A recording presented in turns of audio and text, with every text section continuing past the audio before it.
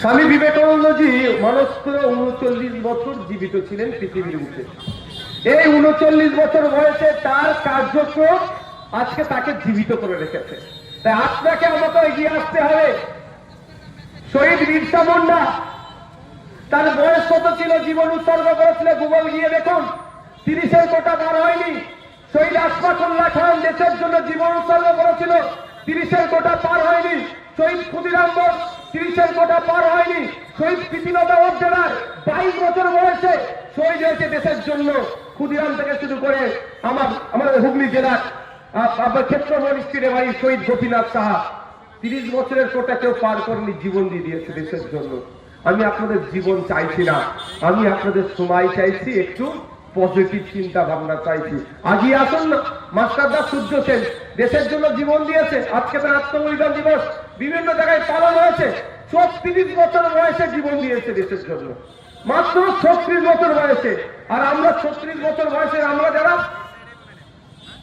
কি করছি, দেশের জন্য কি করছি, সমাজের জন্য কি করছি, আমরা অনেক কথা বলি, সরকারের অনেক সমালোচনা করি, আলোচনা করি। আমি আপনাদেরকে একসাথে কথা বলবো, আমরা তো ফান্ডামেন্টাল রাইটসের কথা বলি অনেক। আমার শিক্ষার অধিকার, স্বাস্থ্যের অধিকার, বাসস্থানের অধিকার, ধর্মের অধিকার, গণগণের অধিকার সবার মধ্যে ইনক্লুড আছে। কিন্তু 51 এটাকে আমরা কি দেখেছি সংবিধানে? 51 এতে বলা হয়েছে ফান্ডামেন্টাল ডিউটিসের কথা। আমি নাগরিক, আমারও কিছু দায়িত্ব আছে রাষ্ট্রকে দেওয়া, সংবিধানের 51 ধারাতে আছে। তাই অনুরোধ করব, আমরা যেমন শিক্ষার আন্দোলনের জন্য আওয়াজ তুলব, শিক্ষক চাই, ডাক্তার চাই, শিক্ষার পরিকাঠামো চাই, হসপিটালে ডক্টর চাই, এই আওয়াজ যেমন আমরা তুলব, সাথে সাথে আমাদেরকেও দায়িত্বশীল নাগরিক হয়ে উঠতে হবে। আমাদের কথা চলা ফেরা যাই হোক না কেন, আমার দেশ রাজ্যে এগিয়ে যাবে, সেটা আমাদের করতে হবে। আমি একটা উদাহরণ দিচ্ছি ছোট্ট করে। হয়তো এখানে একটা ইলেকট্রিক পোস্টার আছে, বা আগে আমি শহরে ঢোকার আগে একটা ব্রিজ ছিল, পার করে আসলাম, নতুন রং হয়েছে, আমরা তেলেঙ্গা গুটকা চিবাচ্ছি, খেয়ে ওখানেই দিলাম। আমি কি দায়িত্বশীল নাগরিক হলাম ভাই?